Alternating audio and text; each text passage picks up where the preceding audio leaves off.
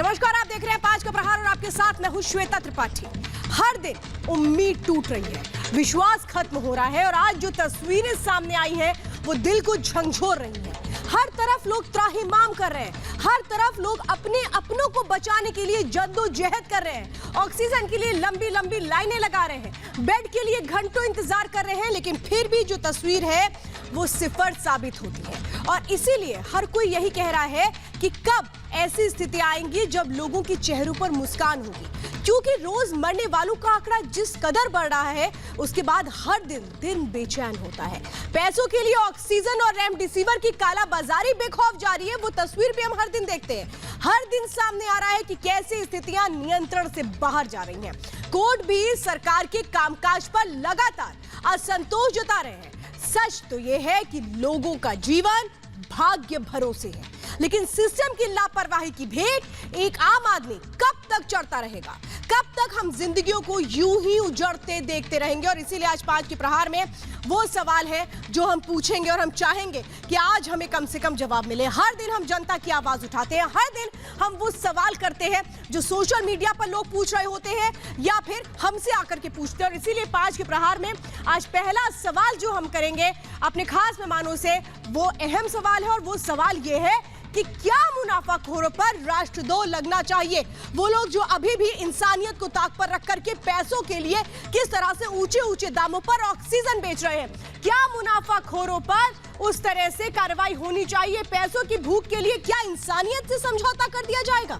तीसरा सवाल आज 5 के प्रहार में हम पूछेंगे, क्या सरकारें जमीनी हकीकत समझ नहीं पा रही हैं अभी भी वो सख्ती नहीं देखने को मिलती है जिसकी जरूरत है? चौथा सवाल 5 का प्रहार में, ऑक्सीजन किल्लत का हल कब निकलेगा? कब तक यूं ही लोग परेशान होंगे, तड़पते रहेंगे? पांचवा सवाल 5 के प्रहार में, संकट के समय लोग मानवता क्यों भूल गए हैं? क्योंकि हम वो तस्वीर देखते हैं जहां पर कैसे झूठ का खेल जारी है, मानवता ताक पर रखी जाती है, पैसे कमाने के लिए रेमडेसिविर इंजेक्शन से लेकर ऑक्सीजन की कालाबाजारी हो रही है।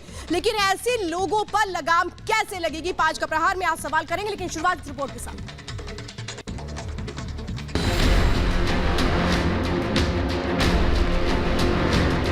कोरोना की दूसरी लहर के बीच जो तस्वीरें देश भर से सामने आ रही हैं, वो लोगों को खौफजदा कर रही हैं। कहीं बीच सड़क पर मरीज की सांसें उखड़ रही हैं, तो कहीं अस्पतालों में ऑक्सीजन के अभाव में जिंदगी की डोर टूट रही है। देश की राजधानी दिल्ली पर कोरोना का ग्रहण ऐसा लगा है कि जो छटने का नाम ही नहीं ले रहा। दिल्ली में अस्पताल दर अस्पताल ऑक्सीजन की किल्लत नजर आ रही है। इस समय हम LNJP हॉस्पिटल के बाहर हैं। ये कोविड स्पेशल हॉस्पिटल बनाया गया है। 1500 बेड हैं और 1500 के 1500 बेड फुल हैं, लेकिन यहाँ पे थोड़ा सा मिसमैनेजमेंट भी है। सुबह 6 बजे से कंप्लेंट कर रहा हूँ यहाँ पे कंप्लेंट करने के क्या वहाँ पे हेल्प डेस्क पे जाता हूँ, वहाँ से फ़ोन बताता हूँ तो वो कहते हैं फ़ोन नंबर करो, जो नंबर दे रखे हेल्प के उस पर फ़ोन करता हूँ तो वो क्या कहते हैं कि भी ठीक है, अभी 15 मिनट में आधे घंटे में करवा रहे हैं आगे, पर वो करते नहीं है। लोगों की परेशानी यहीं खत्म नहीं हो रही, उन्हें तो दवाओं से लेकर एम्बुलेंस तक के लिए दर-दर की ठोकरें खानी पड़ रही हैं। मुनाफाखोर संकट की घड़ी में भी बाज नहीं आ रहे और अपनी चांदी काटने में लगे हैं। कहते हैं शमशान घाट में मोक्ष की प्राप्ति होती है, लेकिन यहाँ भी इंसानियत के दुश्मनों का साया मंडरा रहा है। पटना के शमशान घाट पर अंतिम संस्कार के लिए आए हुए लोगों से खुलेआम सौदा किया जा रहा है। क्या आप ये यहाँ लकड़ी से जलाने आए हैं? कोई पैसा मांगा गया आपसे? जी हाँ, हमने पैसा दिया है। कितना पैसा दिया? 10,000। कोई रसीद वगैरह कुछ दी गई है? रसीद के नाम पे एक सादी पर्ची दी गई, जरा सर वो सादी पर्ची दिखाएं। 10,500 रुपए का कोरोना यहाँ साफ तौर पर लिखा गया है। न तो यहाँ पर कोई साइन है, न इस घाट के बारे में कोई जानकारी है, लेकिन 10,500 रुपए वसूले गए हैं। रही सही कसर इस महंगाई ने पूरी कर दी है। एक तरफ किलर कोरोना का जानलेवा पंजा, तो दूसरी तरफ महंगाई की घातक चोट। दिल्ली से लेकर कानपुर तक फल और सब्जी के भाव आसमान छू रहे हैं। जैसे कोविड-19 शुरू हुआ है, उसके पहले और अभी का फ्रूट का बहुत देर तक ज़्यादा अंतर हुआ है। नारियल बड़ा इंपॉर्टेंट है, कोविड के टाइम सारे पीते हैं, तो क्या उसके स्टॉक में दिक्कत आई है? कम आ रहा मंडी में, कम आ रहा है, तो रेट भी कोई 10 रुपए बढ़ा है? रेट छोटा बढ़ा रेट, बाकी कम मंडी कम आ रहा है, गाड़ी कम आ रही है। तो आप देखिए, गाड़ियाँ ही कम मिल रही हैं, स्टॉक की कमी है। इनका कहना है कि मंडी में गाड़ियाँ आ नहीं रही हैं। 50 की जगह अब 60 रुपये जो है वो हो गया है और चिंता इनकी लगातार बढ़ रही है। एक तरफ जहां पूरा देश इस अदृश्य दुश्मन को एक साथ मिलकर हराने की कोशिशों में जुटा है, तो वहीं चंद मुनाफाखोर अपने जमीर को बेचकर सांसों का सौदा कर रहे हैं। आज जरूरत है देश के इन्हीं दुश्मनों पर प्रहार करने की। मुझे तो ये नहीं समझ में आता है कि कोई किसी को मरता हुआ देखकर भी ये कैसे कह लेता है कि नहीं इतने पैसे दे दो तब हम ये ऑक्सीजन दे देंगे, इतने पैसे दे दो हम रेमडेसिविर तब दे देंगे। मुझे ये नहीं समझ में आता है उन लोगों की मानसिकता और सोच क्या होती है जो किसी मरते हुए की मदद की जगह खुद का मुनाफा सोच लेते हैं। क्या भगवान से भी ऐसे लोगों को डर नहीं लगता है? फिलहाल मेरे साथ खास मेहमानों का पैनल है, वो सबसे पहले मैं बताती हूँ। इस वक्त हमारे साथ गोपाल कृष्ण अग्रवाल जी जुड़े हुए हैं, नेशनल स्पोक पर्सन है बीजेपी के, हमारे साथ जुड़ेंगे। चारू प्रज्ञा इस वक्त मेरे साथ जुड़ चुकी हैं, पॉलिटिकल एनालिस्ट हैं। मेरे साथ देश रतन निगम जी भी जुड़ चुके हैं, पॉलिटिकल एनालिस्ट हैं। मेरे साथ डॉक्टर प्रवीण चंद्रा जुड़े हैं, मेदांता द मेडिसिटी के, स्वागत है आपका सर। मेरे साथ संजय गुप्ता जुड़े हैं, पॉलिटिकल एनालिस्ट हैं। दीपक झा मेरे साथ जुड़ेंगे, पॉलिटिकल एनालिस्ट, और ठाकुर अभिषेक सोम भी मेरे साथ जुड़ चुके हैं, लीडर हैं समाजवादी पार्टी के। मैं सबसे पहले शुरुआत करना चाहूंगी डिबेट की, प्रज्ञा जी आपके साथ और संजय गुप्ता आपके साथ। प्रज्ञा, मैं यही समझना चाहती हूँ, क्या सरकारें चूक गई? क्या सरकारों को पता नहीं लग पाया जो ये स्थितियां खड़ी हो गई? और आज भी हम देख रहे हैं कि स्थितियों पे काबू पाने के लिए जो कोशिशें होनी चाहिए वो नाकाफी साबित हो रही हैं। श्वेता, मुझे ये समझ में नहीं आता, सर्वे भवन्तु सुखिनः कहने वाले देश के वासी आज यहाँ कैसे आ गए हैं कि जान बचाने वाली ऑक्सीजन, जान बचाने वाली दवाइयों की भी ब्लैक मार्केटिंग यहाँ पर चालू हो गई है। लेकिन जब ब्लैक मार्केटिंग की बात आती है ना, हमें एक चीज ख्याल में रखनी चाहिए, जब सरकार ड्रग कंट्रोलर बनाती है, क्या ये ड्रग कंट्रोलर जनता की एक्सेस में है? क्या मैं फोन उठा के किसी ड्रग कंट्रोलर से बात कर सकती हूँ, दवाई मांग सकती हूँ, शिकायत कर सकती हूँ? मैं नहीं कर सकती। जितनी भी लिस्ट जारी होती है सरकार की, फोन कहीं पर भी नहीं लगता। इसीलिए ये काला धंधा करने वाले लोग, ये मौत के सौदागर, ये खुले छूट घूमते हैं, ये अपनी मनमानी कर सकते हैं और ये मन चाहे दाम पर ऑक्सीजन, दवाइयाँ, हर चीज बेच पाते हैं। इनको रोकने के लिए सरकार को तो खड़ा होना ही पड़ेगा, सोसाइटी को भी खड़ा होना पड़ेगा, और इनको रोकने के लिए इनके परिवारों को याद दिलाना इनको पड़ेगा कि ये तो ब्लड मनी है, ये पैसा किसी परिवार के पास आता है तो इस पैसे से तरक्की नहीं आती, दुआ कमाने के बहुत कम मौके मिलते हैं। यहाँ कम से कम आप बद्दुआ तो मत कमाइए, अपना काम करिए। आपका देश आज जूझ रहा है। आपने बड़ी बात कही है कि अगर वाकई ड्रग कंट्रोलर ऑफ इंडिया से आप कुछ पूछना चाहेंगे तो आपको मुनाफे जवाब नहीं मिलेगा। अगर आप किसी से कुछ पूछना चाहेंगे तो कई बार फोन कॉल नहीं उठेंगे। लेकिन सवाल तो ये है कि व्यवस्था इतनी लचर क्यों रही? क्यों कभी नहीं सोचा गया देश के हेल्थ सिस्टम को मजबूत करने के लिए? क्यों नहीं देश के हेल्थ सिस्टम पर वो गंभीर रुख रखा गया जिसका नतीजा आज एक आम आदमी भुगत रहा है? संजय गुप्ता जी। नहीं, देखिए, बिल्कुल आपकी बात सही है कि जिस तरह से हमारे देश के अंदर कोरोना के केसेस बढ़े, अक्टूबर, नवंबर, दिसंबर में ना सिर्फ स्टेट गवर्नमेंट के लेवल पर बल्कि केंद्र के लेवल पर भी लापरवाहियां बढ़ती गई, जिसके कारण केस इतने सारे बढ़े और हमारा सिस्टम फेल हुआ। मगर मैं सबसे पहले, आपका जो सबसे पहला का क्वेश्चन था कि जो लोग इस समय में कालाबाजारी कर रहे हैं, क्या उन पर राष्ट्रद्रोह का मुकदमा नहीं लगना चाहिए? मैं बिल्कुल आपकी इस बात से, आपके इस क्वेश्चन से बिल्कुल सहमति रखता हूं कि ऐसे लोगों पर जो इस टाइम में कालाबाजारी कर रहे हैं या मुनाफाखोरी कर रहे हैं, ऐसे लोगों पर राष्ट्रद्रोह का मुकदमा तो लगना ही चाहिए। साथ ही साथ उसके साथ जो भी लोग शामिल हों उनकी संपत्तियां जब्त होनी चाहिए, क्योंकि आज की डेट में अगर कोई इस समय में अगर कालाबाजारी कर रहा है, अगर दवाई को ब्लैकमेलिंग में बेच रहा है, अगर हॉस्पिटल एक बेड देने के लिए किसी से 2 लाख रुपए ले रहा है, किसी से 1 लाख रुपए ले रहा है, किसी से 5 लाख ले रहा है, यहाँ तक कि हमने सुना है कि 20-20 लाख रुपए तक हॉस्पिटल वालों ने लोगों से मांगे हैं और लोगों ने दिए हैं। मैं बड़ा हैरान हूं कि मतलब जो लोग इस तरह की कालाबाजारी में शामिल हैं, मैं आपके चैनल के माध्यम से अपने देश की सरकारों से ये मांग करता हूं कि बिल्कुल उन लोगों के खिलाफ राष्ट्रद्रोह के मुकदमे के साथ साथ उनकी संपत्तियों को जब्त करने का भी सिस्टम होना चाहिए। और मुझे लगता है अभी तक कोई बड़ा एक्शन हो गया होता तो शायद लोगों को डर भी लगता, लेकिन ऐसा कोई बड़ा एक्शन अभी तक हुआ नहीं है। देश रतन निगम जी, किस बात का इंतजार अब हो रहा है? मुनाफाखोरी की हर दिन खबरें आती हैं और ये मामले रुक नहीं रहे हैं, तो क्या सख्ती से निपटा जा रहा है? हम ये कह सकते हैं अब किस बात का इंतजार किया जा रहा है? लोगों की जान जा रही है, उन्हें कोई कुछ अरेंजमेंट्स नहीं मिल रहा है और ऊपर से जहां से चीजें मिल सकती है वहां भी पैसे दिए जा रहे हैं। देखिए श्वेता जी, मैं बड़ा साफ कर दूं, सरकारें कानून के तहत ही एक्शन ले सकती हैं। जो अभी का कानून है वो प्रिवेंशन ऑफ होर्डिंग और black marketing and maintenance of essential supplies act 1980 है, जिसके तहत 6 महीने या 1 साल की सजा है। तो कानून में फौरन बदलाव करिए, आजीवन कारावास दीजिए। और संजय गुप्ता की कानूनों को बदलने की जरूरत है देश सतम निगम जी, इस टाइम कानूनों में मॉडिफिकेशन करने की जरूरत है। हाँ, वही मैं कह रहा हूँ। एक मिनट शांत हो जाए। मैं वही कह रहा हूँ, संजय गुप्ता का ये कहना कि वो संपत्ति जब्त होनी चाहिए, मैं उनके साथ पूरी तरह से सहमत हूँ। और कानून में इस वक्त बदलाव की जरूरत है कि कोई भी यहाँ पर कार्रवाई कानून के तहत ही होती है। कोई चाइना नहीं है कि वहां पर किसी को पकड़ा और ऐसे ही डाल दिया। तो कानून में बदलाव करिए। अगर मृत्यु दंड भी लाना है और आजीवन कारावास भी लाना है तो बदला के मेडिकल इमरजेंसी के तहत लाएं और लोगों को पकड़ें। दूसरा, शमशान घाट जो कोविड के हैं उनकी संख्या बढ़ा दे थोड़ी, क्योंकि संख्या उनकी बहुत कम की हुई है, जिसके कारण से इस तरह से वहां पैसे लिए जा रहे हैं। तीसरा, आपको मैं बता दूं, जो ड्रग कंट्रोलर्स हैं, ये स्टेट गवर्नमेंट के पास भी पावर है और सेंट्रल गवर्नमेंट के पास भी पावर है। तो ये दोनों ही कार्रवाई कर सकते हैं। यहाँ तक कि वो एक स्टेट दूसरे स्टेट में भी जाके कार्रवाई कर सकता है। लेकिन जो कानून है उसमें सिर्फ 6 महीने या 1 साल की सजा है। तो इसलिए ये कानून का डर नहीं है लोगों को। तो कानून में जब तक आप बदलाव देख देंगे, इमरजेंसी पावर, और ये महामारी है, देखिए महामारी आती है तो बहुत नुकसान पहुंचाती है। दुनिया में कहीं भी देख लीजिए, अचानक आती है, अचानक मारती है लोगों को। और सेकेंड वेव जिस तरह से विश्व स्तर पे आई है, अचानक ऊपर गई और अचानक नीचे आई है, लेकिन बीच में नुकसान बहुत पहुंचा देती है और जाने भी ले लेती है। बहुत सारे ऐसे केसेस हैं जिनको कि सबसे अच्छी सुविधा अस्पतालों में मिली है, ऑक्सीजन मिला है, सारी दवाइयां मिली है, लेकिन उनकी मृत्यु हो गई है। तो आप ये ध्यान रखिए, ये जो काला बाजारी है और जमाखोरी है, इसके खिलाफ जब तक आप सख्त कानून नहीं लाएंगे उसका डर नहीं होगा। देश सतम निगम जी, कानून तो आता रहेगा ना। मुझे लगता है फौरी तौर पर जो कदम उठाने की जरूरत है वो अभी तक नहीं उठ पाए। गोपाल कृष्ण जी, एक आम आदमी तो यही कह रहा है, क्या करे वो? अस्पताल में ऑक्सीजन नहीं, बेड नहीं, और ऊपर से जहां पर जो चीजें मिल सकती हैं वहां पर मुनाफाखोरी हो रही है।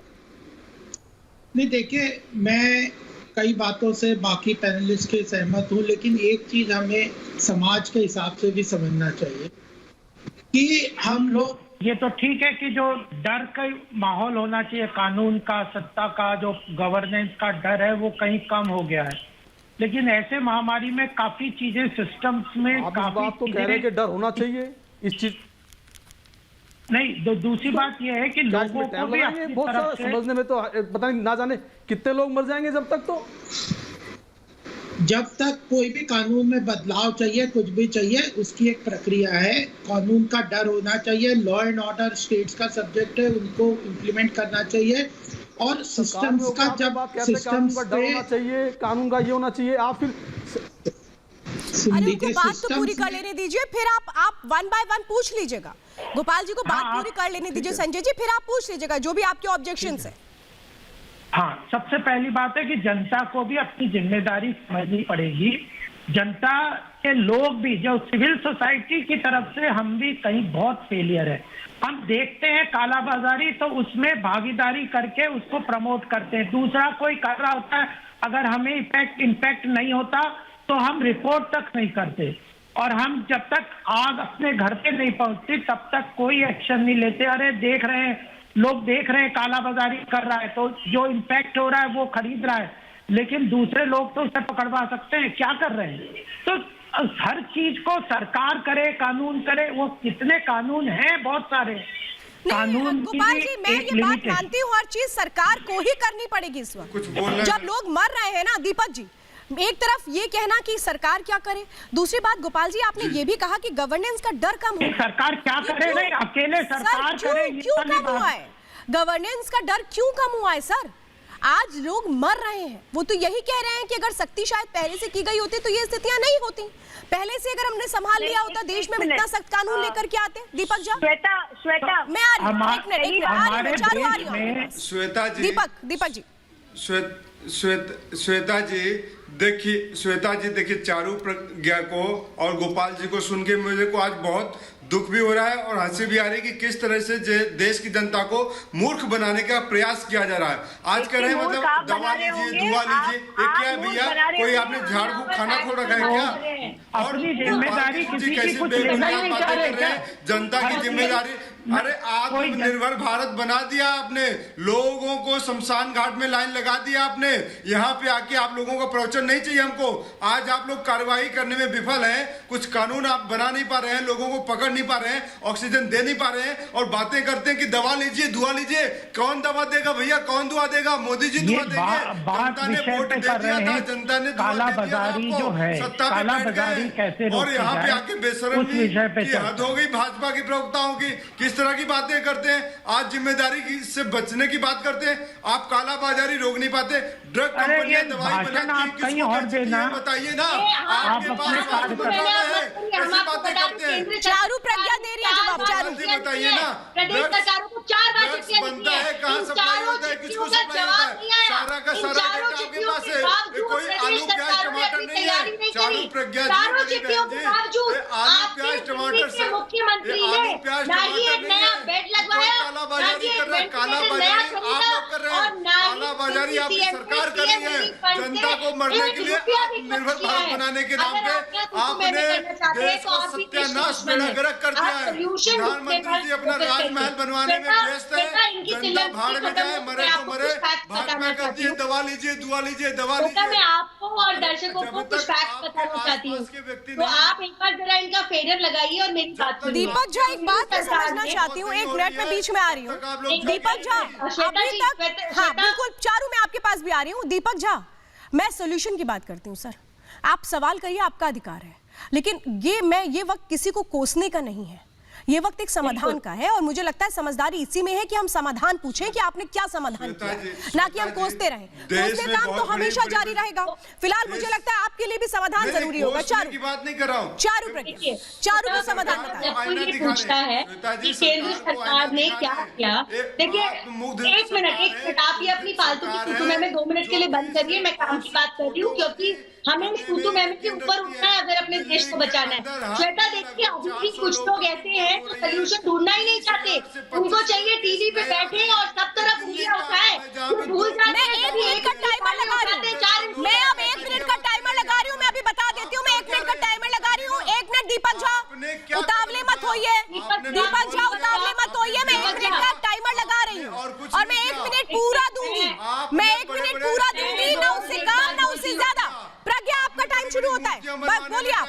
दीपक झा, अभी आपका वक्त नहीं है, आपको भी दूंगी 1 मिनट का वक्त। प्रज्ञा, दीपक झा जैसे लोग वो हैं जो ये नहीं समझते, एक उंगली वो सामने उठाते हैं तो 4 उनकी तरफ उठती है। ये समाधान सुनने का और समझने का और उस पे काम करने का समय है, तुम का करने का समय नहीं है। केंद्र सरकार ने 4 बार रिमाइंडर भेजे हैं प्रदेश को, 4 बार कि कोरोना बढ़ता जा रहा है, आप ध्यान रखिए, अपने लोगों का ध्यान रखिए। पुणे के सरकारों ने अभी तक इस बात पे ध्यान दिया। दूसरी बात, दिल्ली सरकार की मैं आपको एक बात बताती हूँ, पिछले साल से लेकर अब तक 1 वेंटिलेटर नहीं खरीदा है, 1 रुपया खर्च नहीं करा है सीएम रिलीफ फंड से। आज भी केंद्र सरकार जब उनको ऑक्सीजन अलॉट करती है, वो हाथ पे हाथ रख के बैठ के इंतजार करते हैं कि वो ऑक्सीजन कोई आए और उनके दरवाजे तक छोड़ के जाए। भाई ये कोई तरीका नहीं है। जब एक क्राइसिस हो रखी है, सबको एक दूसरे का हाथ बढ़ाना होता है। और आपके जैसे लोगों को मैं एक ही जवाब देना चाहती हूं, अगर आप कोई बड़ी बात नहीं कर सकते, आप 1 मिनट हो गया आपका। प्रज्ञा, आपने जो सवाल करने थे कर लिए, जरा दीपक से मैं जवाब ले लेती हूँ। दीपक बताइए, दीपक अब मैं आपसे पॉइंट वाइज चीजें जानना चाहती हूँ। मैं आपसे ये कहूंगी, कोसना बंद करिए, सवाल पूछना शुरू करिए। सवाल पूछिए आप। यहाँ गोपाल जी भी बैठे हैं, प्रज्ञा भी बैठी हैं, आप पूछिए इन लोगों से। नहीं रहे, पूछिए आप। बिल्कुल नहीं रहे मैम, पूछिए आप, पूछिए। मैं मौका दे रही हूँ आपको, 1 मिनट आपको दे रही हूँ। चलिए, आपको 1 मिनट दे रही हूँ, पूछिए जी। मेरा पहला सवाल कि भाजपा ने और नरेंद्र मोदी जी की सरकार ने कितने ऑक्सीजन प्लांट लगाए पिछले 6 महीनों में, क्या तैयारियां की, कितने वेंटिलेटर इन्होंने देश को दिए पिछले 6 महीनों में, बताइए ना। कितने बेड आपने बना के दिए? एक सिंपल सा सवाल का जवाब दे दीजिए। कितने रेमडेसिविर, कितने फेविफ्लू आपने कौन कौन सी कंपनियों के दे दिए, ठेके दे दिए? और कालाबाजारी क्यों हो रही है? क्योंकि कंपनियां तो सीधा सरकार को देती हैं, ठेकेदार को देती हैं, तो कालाबाजारी कहाँ हो रही है? बताइए देश को। मेडिसिन नहीं मिल रही है, पैरासिटामोल तक नहीं मिल रहा है, तो बताइए ना, जवाब दीजिए। दवा दुआ की बात मत करिए आप। अब जरा मैं ठाकुर अभिषेक सोम को ले लेती हूँ। हाँ, मैं आऊंगी आपके पास चारू। जरा मैं ठाकुर अभिषेक सोम से भी बात कर लेती हूँ। ठाकुर अभिषेक सोम, देखिए, सवाल पूछना बहुत लाजमी है, सवाल उठाना चाहिए, लेकिन मैं जरा यही समझना चाहती हूँ, आप लोगों ने ये सवाल क्यों नहीं पहले उठा लिया? आप लोगों ने क्यों नहीं, जब ये लगातार अलर्ट किया जा रहा था राज्य सरकारों को कि आप वेंटिलेटर के अरेंजमेंट्स करिए, ऑक्सीजन प्लांट लगाइए, तो क्यों नहीं सुना गया? और उस वक्त आप लोगों ने क्यों नहीं आवाज उठा ली कि कुछ नहीं किया जा रहा है, कि अगर आम आदमी परेशान होगा उसकी मौत होना शुरू हो जाएगी? आप लोग कहाँ थे उस वक्त? दीपक जी, मैं आपसे अनुरोध करूंगा, मुझे अपनी बात पूरी रखने दीजिए। देखिए, देश के हालात ऐसे हैं कि भारतीय जनता पार्टी ने लाशों पर ये एक दुनिया को, जनता को झोंक दिया है इस महामारी में। कहां, मैं तो कहूंगा इनको चुनाव नहीं कराने चाहिए थे उत्तर प्रदेश में। 5 राज्यों के चुनाव के लिए इन्होंने देश की जनता को कोरोना काल में धकेल दिया और इसके लिए खुद जिम्मेदार है। मैं तो कहूंगा देश के अंदर सैन्य शासन लगा देना चाहिए। एक बेटा गैस ऑक्सीजन लेने के लिए लाइन में खड़ा हुआ है और उसका बाप अंतिम सांसें लड़ रहा है। हॉस्पिटल कालाबाजारी कर रहे हैं। उत्तर प्रदेश के मेरठ जिले के अंदर 1-1 लाख रुपए में रेमडेसिविर इंजेक्शन बेचे जा रहे हैं और ये पूरा जो तांडव हो रहा है पूरी दुनिया देख रही है। मैं तो कहूंगा इनको शर्म आनी चाहिए और तत्काल प्रभाव से इस्तीफा दे देना चाहिए और सेना को, इस देश को हवाले कर देना चाहिए, तभी आम जनता की जान बच पाएगी, अन्यथा हम लोगों का बचना नामुमकिन हो चुका है। श्वेता जी, ये महामारी आज गांव तक फैल चुकी है। अभिषेक जी, मुझे ये बता दीजिए, ये लोग आप कसूरवार ठहरा रहे हैं, मुझे समझ में आती है बात। देशवतन निगम जी, मैं आपसे सवाल कहती हूँ, ये समाजवादी पार्टी के लीडर है, एक मिनट, और ये कह रहे हैं कि नहीं चुनाव नहीं होने चाहिए, तो पंचायत चुनाव में तो इन्होंने भी हिस्सा लिया था ना, वही पंचायत चुनाव जिसमें ड्यूटी में 700 कर्मी मर गए, उस जगह क्यों नहीं आवाज उठाई गई? क्यों नहीं पूछा गया सरकार से सवाल? तो उसके देखिए, आप लोग भी तो शामिल थे, आप लोगों ने क्यों नहीं कहा कि हम बहिष्कार कर देते हैं चुनावों का? आपने क्यों नहीं कहा कि हम चुनावों का बहिष्कार करते हैं? क्यों नहीं कहा? मैं तो सीधे पूछूंगी ना। देशवतन निगम जी सब मिले हुए हैं, सबकी जिम्मेदारी तय होनी चाहिए थी, लेकिन किसी ने अपनी जिम्मेदारी नहीं निभाई। देशवतन निगम जी, इनकी आवाज थोड़ा सा डाउन। अभिषेक जी, मैंने जब सीधा सीधा आपसे पूछा, आप मुझे बताइए आप लोगों ने क्यों चुनाव में हिस्सा लिया? समाजवादी पार्टी भी तो प्रचार कर रही थी, मुझे बताइए ना। फिर आप लोग भी तो वही कर रहे थे। देखिए, हम लोग बीजेपी कर रही थी, कोविड प्रोटोकॉल का अनुपालन, आपने बड़ा प्रोटोकॉल का अनुपालन कर लिया। कहीं भी कोरोना, एक मिनट अभिषेक जी, एक मिनट, ड्यूटी में तो वही लोग लगे थे ना चुनाव की, जिन लोगों ने आपके लिए भी चुनाव कराया। एक मिनट अभिषेक जी, मेरी बात बहुत इत्मीनान और ध्यान से सुनिएगा, मैं आपसे सीधा सवाल कर रही हूँ। वो लोग, वो कर्मी, वो चुनाव करवाने वाले कर्मी जिन्होंने आपके लिए भी चुनाव कराया, आपके लिए भी ड्यूटी दी उन्होंने, आप लोगों ने क्यों नहीं कहा कि नहीं पंचायत चुनाव नहीं होने चाहिए थे इस वक्त? आप लोगों ने क्यों नहीं कहा कि नहीं समाजवादी पार्टी बहिष्कार कर देती है? आप लोग भी तो चुनाव लड़ रहे थे, आप लोग तो नहीं खड़े हुए उन लोगों के लिए जो मर गए? क्यों नहीं आप लोगों ने किया? देशवतन निगम जी अपने बारे में कोई सवाल का जवाब नहीं देता। देखिए, हम लोग लगातार आवाज उठा रहे हैं, आपकी आवाज कहाँ उठ रही है? कोविड प्रोटोकॉल का अनुपालन कर रहे हैं, कोविड प्रोटोकॉल की मत बताइए आप मुझे। पूरे देश की जनता को कोरोना सुनिए जरा, देशवतन निगम जी आपसे बात कर रहे हैं, देशवतन निगम जी बोलिए। देखिए, मैं बड़ा साफ कर दूं, जो पंचायत इलेक्शन उत्तर प्रदेश में हुए, इलाहाबाद हाईकोर्ट के निर्देश पे हुए, और वहाँ का जो इलेक्शन कमीशन है उत्तर प्रदेश का, वो उसको उस वक्त नहीं कराना चाहता था, वो 30 मई के आगे उसको टालना चाहता था, लेकिन इलाहाबाद हाईकोर्ट ने बोला कि उसको 30 अप्रैल तक करना चाहिए और उन्होंने निर्देश दिए, और ये 4-5 फरवरी का ऑर्डर है उनका, तो ये शायद किसी को पैनल पे पता भी नहीं है। दूसरा, राज्य सरकारें क्यों चुनी जाती है, मैं ये पूछ रहा हूँ कि सबका काम केंद्र सरकार ही करेगी? लॉ एंड ऑर्डर और स्वास्थ्य आपका राज्य सरकार का विषय है, वो उन्होंने कुछ नहीं किया, पिछले 1 साल में कुछ नहीं किया। पीएम केयर से फंड भी जा रहे हैं और वहाँ पर प्लांट्स भी लगाए जा रहे हैं, सब कुछ जा रहा है, लेकिन किसी ने कुछ नहीं किया। और जो बीजेपी शासित राज्य है वहाँ पे पीएम केयर फंड से ऑक्सीजन प्लांट्स लग भी गए, लेकिन बाकी देखिए, राजनीति करनी है आप लोग करिए, लाशों पे करनी है करिए, लेकिन समाधान कोई नहीं बता रहा है आप लोगों में से। समाधान यही है कि वैक्सीन का प्रोडक्शन बढ़ना है, जो बढ़ाया जा रहा है। आपका रॉ मटेरियल अमेरिका ने रोक दिया था, वो अमेरिका ने रोक दिया था, इसलिए वो आ रहा है, और भारत बायोटेक भी अपना वैक्सीन का प्रोडक्शन बढ़ा रहा है। और ये लाशों की राजनीति बंद करिए राज्य सरकार। और समाजवादी पार्टी ने बोला था ये बीजेपी की वैक्सीन है, आपको याद होगा, समाजवादी पार्टी ने बोला था ये बीजेपी की वैक्सीन है। जब भारत बायोटेक ने कोवैक्सीन निकाली थी, आप लोगों को शर्म आनी चाहिए। वैक्सीन पे राजनीति करते हैं, वैक्सीन जो लगवाने जाए उसको मना करते हैं, खुद जाके लगवा लेते हैं। इस तरह की राजनीति से ऊपर उठिए। ये भाजपा, कांग्रेस या किसी की वैक्सीन नहीं है, ये राष्ट्र की वैक्सीन है, लोगों को बचाने के लिए। आप लोग इतनी तो शर्म करिए। अखिलेश यादव का याद होना चाहिए, अखिलेश यादव को पता होना चाहिए किस तरह की राजनीति। अभिषेक सोम, ये गलत बात नहीं, गलत बात नहीं। दिखाइए जरा वो तस्वीरें। अभिषेक सोम, मैं जरा तस्वीरें दिखा रही हूँ जहाँ पे वैक्सीनेशन हो रहा है। हाँ, ये हम मानते हैं कि जो वैक्सीनेशन ड्राइव है वो थोड़ी तेज होनी चाहिए। हाँ, हम ये मानते हैं कि बहुत जगह पर अभी वैक्सीन नहीं पहुंच पा रही, लेकिन आप खुल करके ये बोल दें नहीं वैक्सीनेशन नहीं हो रहा, तो ये तो भ्रम पैदा करने वाली बात है। ये आप गलत कर रहे हैं।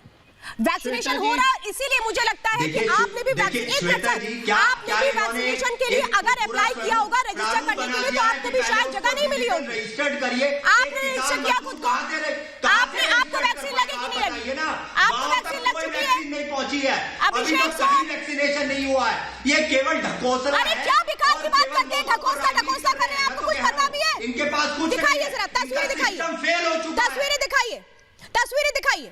अभिषेक, मैं आपसे पूछ रही हूँ, इसके बाद मैं गोपाल जी से बात पूछूंगी जो अभी आपने कही। ये देखिए, अगर आप तस्वीरें देख रहे हैं तो ये चुनिंदा नहीं है सर, ये चुनिंदा नहीं है। और सीधा सीधा बोल दिया गया केंद्र सरकार की ओर से कि राज्य स्वतंत्र है खरीदने के लिए वैक्सीनेशन। अगर वो वैक्सीन खरीद सकते हैं तो खरीदे और लोगों को लगाए। आप ये भ्रम नहीं फैला सकते, आप अपनी राजनीति अपने पास रखिए, भ्रम नहीं फैला सकते। आपने वैक्सीन लगवाई कि नहीं लगवाई? ना गोपाल कृष्ण जी, मैं ये समझना चाहती हूँ, यही तो प्रॉब्लम है ना। अगर ये लोग आवाज उठा दे कि काला बाजारियों के खिलाफ एक्शन ले लो, अगर ये लोग इस बात को लेकर के प्रमुखता के साथ आगे आ जाए, तो मुझे लगता है एक दबाव बनेगा। लेकिन यहाँ सिर्फ राजनीति हो रही है, सिर्फ और सिर्फ राजनीति। गोपाल कृष्ण जी जवाब दीजिए, वैक्सीनेशन पर फिर सवाल खड़े कर दिए। देखिए, वैक्सीनेशन की बात है, राहुल गांधी का भाषण और प्रेस कॉन्फ्रेंस आपने देखी नहीं थी पीछे, जब वो कह रहे थे कि विदेशी कंपनी का जो वैक्सीनेशन है स्टेट्स को खरीदने दीजिए। उस वैक्सीनेशन की दाम क्या है? 2500 से 3000 और 4000 के बीच में। और जब भारत सरकार ने 150 रुपए की वैक्सीनेशन सबको दी, तो अखिलेश यादव कहते हैं कि ये तो बीजेपी की वैक्सीनेशन है। क्या कालाबाजारी कौन करना चाहता था? कांग्रेस और इनके जो चमचे हैं वो चाहते थे कि भारत विदेशों से 4-4 हजार की वैक्सीनेशन खरीदे, 2500 की खरीदे और भारत में पैसा विदेशी कंपनियों को कमाने दे।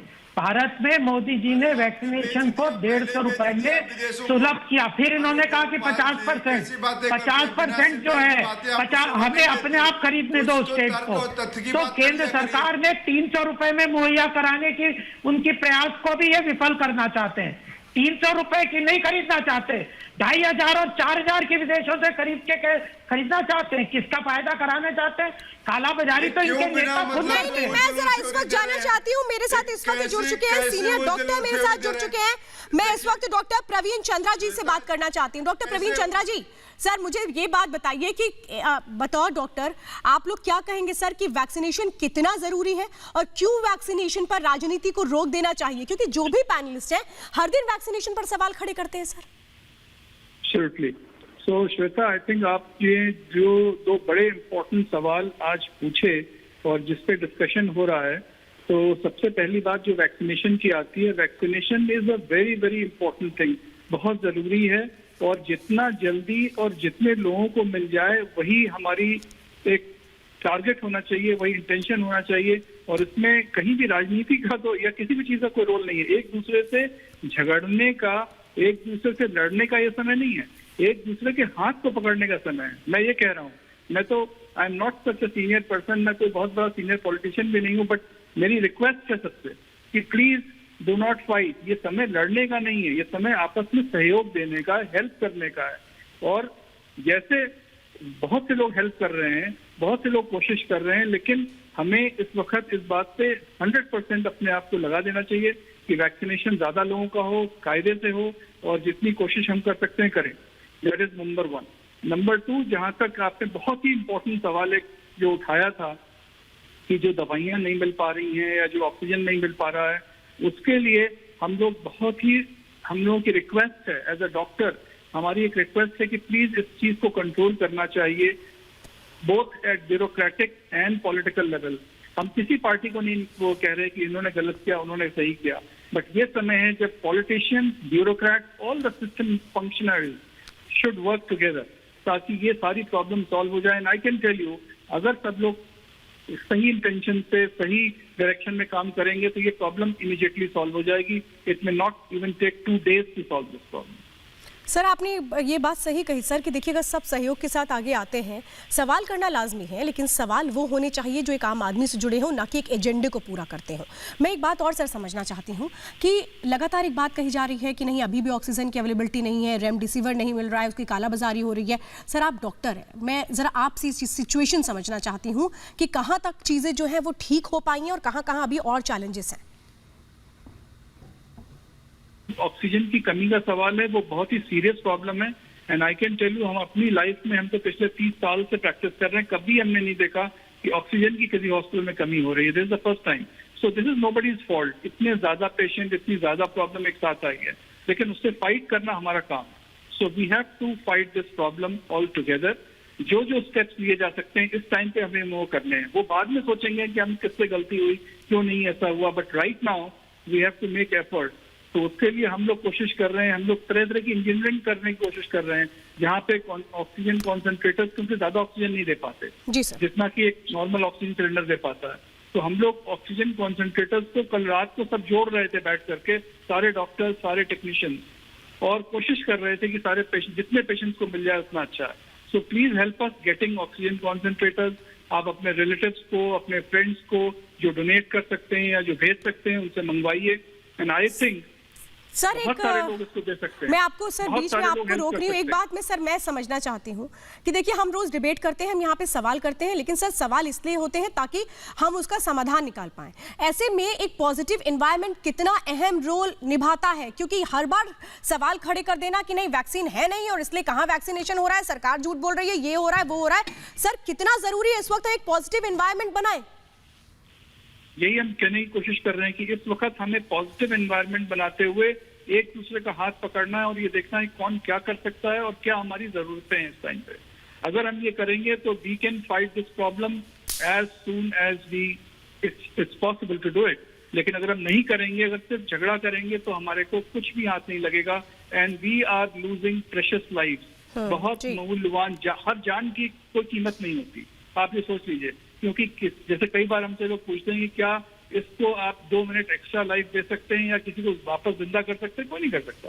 सो we have to try our best to save these precious lives and every life is precious, हर जान अनमोल। और सर इसीलिए हर किसी की उम्मीद आकर के टिकती है धरती के भगवान, और वो है आप सब हमारे कोरोना वॉरियर्स। डॉक्टर सर बहुत बहुत धन्यवाद हमारे साथ जुड़ने के लिए और इतनी इंपॉर्टेंट इन्फॉर्मेशन देने के लिए। चारू प्रज्ञा, देखिए डॉक्टर प्रवीण चंद्रा बहुत बड़ी बात कह रहे थे कि आपस की लड़ाई तो बाद में भी हो जाएगी, सवाल जवाब का दौर तो बाद में भी हो जाएगा, लेकिन सबसे बड़ी अहम इस वक्त कड़ी ये है कि जिंदगी को बचा लिया जाए। उस तरफ तो मुझे लगता है अभी तक किसी ने कोई सवाल ही नहीं किया, मेरे किसी भी पैनलिस्ट ने। देखिए डॉक्टर साहब जो बोलकर गए हैं मैं उससे 100% सहमत हूँ श्वेता, क्योंकि हम भी यही कह रहे हैं इस वक्त समाधान ढूंढने का है, एक दूसरे के ऊपर उंगली उठा के चिल्लम चिल्ली और तू मैं करने का नहीं है। समाधान ढूंढने के लिए हमें स्टेप वाइज एक्शन लेना पड़ेगा। पहली बात, अगर ऑक्सीजन अवेलेबल है तो वो हॉस्पिटल तक समय पर क्यों नहीं पहुंच रही? एक SOS की जरूरत क्यों पड़ रही है हर अस्पताल को सिर्फ ऑक्सीजन मांगने के लिए? तो बात यह है कि सिस्टम में ऑक्सीजन तो आ चुकी है, लेकिन SOS के बिना अस्पताल तक नहीं पहुंच रही। इस सिस्टम को हमको संजय गुप्ता को लेते हैं। संजय गुप्ता जी बताइए। दूसरी चीज, अगर ड्रग कंट्रोलर फोन का जवाब देना शुरू कर देंगे, ठीक कह रही है कि करना शुरू कर देंगे। हाँ, संजय गुप्ता, समाधान कैसे निकलेगा? मगर सवाल तो ये सबके हैं, लेकिन समाधान कौन करेगा? नहीं, बिल्कुल चारू प्रज्ञा जी ठीक कह रही हैं कि नहीं, मैं ये कहना चाहूँगा कि चारू प्रज्ञा जी बिल्कुल ठीक कह रही हैं कि मतलब जिस तरह से इस तरह से हमारे सिस्टम के अंदर जिस तरह से केसेस बढ़े और सिर्फ सवाल करना ही नहीं, कुछ सुझाव भी देने चाहिए। जिस तरह से बीजेपी के प्रवक्ता गोपाल कृष्ण अग्रवाल जी ने जो एक बात कही कि आज जो लोग भी ब्लैक मार्केटिंग का शिकार हो रहे हैं उन्हें वो उस रिकॉर्ड को भी रखने की जरूरत है, ताकि आगे चल करके इस बात का सरकार को कह भी सके। क्योंकि हो सकता है आज बहुत ज़्यादा बिजी लोग हैं, बहुत ज़्यादा सिस्टम बिजी है, और जिस तरह से मांग एक तरह से बड़ी है और जिस तरह से हमारे सरकार हमारी ना सिर्फ केंद्र सरकार का बल्कि स्टेट गवर्नमेंट का भी सिस्टम जिस तरह से आज फेलियर सा दिखता है, उसके पीछे डिमांड का बढ़ना है। लेकिन जिस तरह से पूरी दुनिया के देशों ने हमारे देश की मदद करने के लिए आगे कदम बढ़ाया है, इसके लिए मैं हमारे देश की विदेश नीति का समर्थन करूंगा, उसकी प्रशंसा भी करूंगा कि आज लेकिन ऐसी नौबत ही क्यों आई संजय गुप्ता जी, गोपाल कृष्ण जी, ऐसी स्थिति क्यों बन के आई? हम पहले से ही क्यों नहीं तैयार हो गए? श्वेता जी, मैं एक चीज बात आपका काला बाजारी क्यों हो रही है उसके ऊपर आपका ये चैनल पे डिस्कशन था। काला बाजारी कब होती है? सबसे पहले अगर कोई क्राइसिस है उसमें पैनिक क्रिएट करो, लोगों में भगदड़ मचाओ उस सामान के लिए और फिर उसका फायदा उठाओ। यह जो वैक्सीन का पूरा गेम हो रहा है, यह पूरा ये जो सारी चीजें, पैनिक कौन क्रिएट कर रहा है? अपोजिशन पार्टीज कर रही ना। क्राइसिस है, क्राइसिस में सरकार के साथ सहयोग लीजिए गोपाल कृष्ण जी, आप सब चीजें जानते हैं, जरूरी नहीं कि उनके गैप को पूरा करें आप एक्शन लेंगे, और सारी चीजें फिर जानते तो आगे बढ़े। आपको मैंने एक एग्जांपल दिया, वैक्सीन में कालाबाजारी करने का। ये जो पूरा वैक्सीन के लिए आज बार बार प्रश्न अलग अलग तरीके से घुमा फिरा के लोगों में पैनिक क्रिएट करके कौन कर रहा है?